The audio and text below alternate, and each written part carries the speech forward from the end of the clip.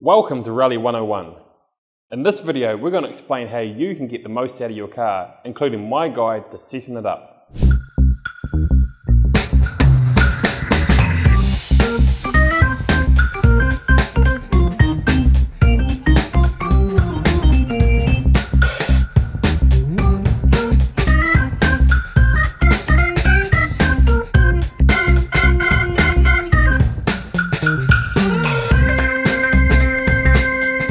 Anyone can drive a car fast in a straight line, but the beauty of rallying in our sport is how fast you can go around corners. And of course there's many aspects to this, but the two main points are obviously pace notes and how your car is set up. The way your car is set up is not about trying to redefine what makes a car fast or slow, it's about giving the driver confidence to drive fast. So because of this, there is no right and wrong ways, it depends on the driver's natural habits and what they're wanting from the car to literally give them that confidence that they need. So in my opinion, there is two ways to set up the car, and these two ways are based on what I call a high energy way of driving or a low energy way of driving. My natural driving style is more of a high energy driving style, and this is something that I've had since I was a kid in a go-kart. So it's not something I've adapted from, and I've adapted the car around that to give me confidence to drive in my natural manner. So starting with the high energy driving style, shall we say, here we have a little model car. And it's key to break it down into 3 points: corner entry, mid-corner, corner exit. So starting with corner entry, as we approach the corner, obviously the first thing we're going to do is apply the brakes.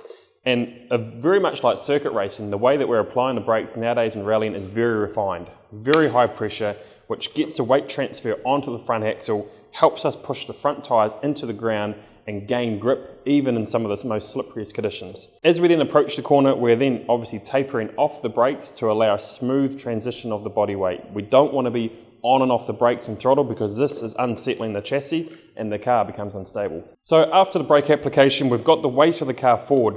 So now we want to rotate the car early, and this is what this is allowing us to do, is to set up the car for the apex early and get off the corner straight. So with this car rotation and with the weight transfer forward, we're then applying the steering and unbalancing the chassis to get the car rotated before we get to the corner. So to do this, we actually need the car to be quite stiffly sprung to allow us to rotate and have the precision to move the car. On the differential side, we need the front differential to be quite unlocked on the braking side to allow us to have that turn and that precision when we want to go. But the rear diff, we need to have a little bit more lock-in on the rear diff so that when we are rotating, it can hold the grip and hold the line of where we want the car to be. Once we get to mid-corner, this is where we really need to be able to lean on the outside of the car, and this is about the chassis and suspension setup. We need it to be soft enough to get the grip, but also stiff enough that the chassis is supported. If the car is too soft, the car is going to want to tend to roll over, which is going to create more of a weight inertia, which is going to create the pendulum effect, and the car is going to over-rotate.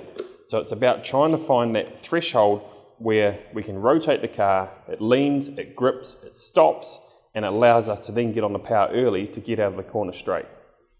And of course, the corner exit, the all-important corner exit, this is where we make time in rallying. Sliding too much on the exit with anti-lock is time lost. You're not accelerating straight ahead. We want the car to be straight on the corner exit. We want to be on the power early before the apex and powering through the corner. Getting off the corner straight, this will gain us tenths of a second down the next straight. But to help us do this on the differential side, we need the front differential to be quite aggressive, to allow us to pull out of the corner like a front wheel drive car, and the rear differential to be a little bit lazier so that it can follow the front. If we have the rear differential set up too aggressive in this sort of situation, it's going to be a little bit more like a rear wheel drive car. As you're coming off the corner, it's going to want to be driving from the rear, which is causing this anti-lock and sideways motion that we don't want from a time perspective. So that's a high energy driving style, and there's pros and cons. For me, the pros are that we actually get to carry more corner speed. It actually is less risk because as we rotated the car, it actually gives us a chance to feel the grip and to make any adjustments to the car or to the handling based on the grip that we've already felt. The downsides are it is less efficient, we do wear out the tyres more, and it can be very conditions relevant to whether we can drive in this style or not. The contrast to that is what I call a low energy driving style, and some drivers I'd maybe relate this to is the likes of Terry Neville. He's very, very good at relying on the front axle of the car and having a lot of confidence in what the car is capable of. To do this, you are going to have the car set up a little bit differently.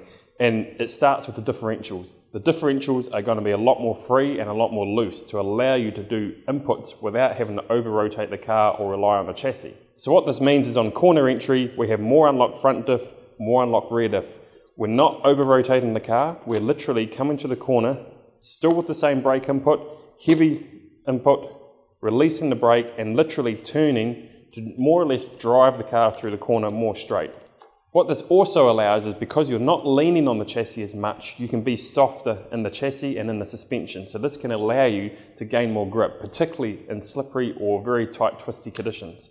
With this driving style, you do tend to get on the power a little bit later. So you can't get on the power as much before the apex as what you do with a high energy driving style. So you are picking up the throttle earlier, but less risk of sliding on the exit. You've got a softer car, you have a more open car. So there is a lot of pros here in terms of it being more efficient, but it is a more difficult way to drive in my opinion, because that first input, when you come to the corner, you need to fully trust and rely that the car is going to turn with the grip that you have available to you. So to summarize, with the two different driving styles, I believe there is two different ways to set up a car. There is the high energy style, similar to how I drive a car. I tend to have it set up more like a front wheel drive car on the differentials. I have a stiffer suspension and geometry set up so I can lean on the car and have that precision, and generally it's a tighter, stiffer car. Or there's the low energy driving style, which can be more efficient, particularly in slippery or slow speed conditions where the car is more loose, more open, more soft. So we're talking more open front and rear differentials, we're talking softer dampers, but you might have a slightly harder roll bar to try and stabilize the chassis. So those were my top tips on how to get the most out of your rally car. We obviously talk about differentials, suspension and geometry a lot. Remember to check out our other Rally 101 videos where we cover a lot more of this in detail and what changes that you can and can't make to actually make these changes on your car. If you enjoyed this video, make sure you like and subscribe.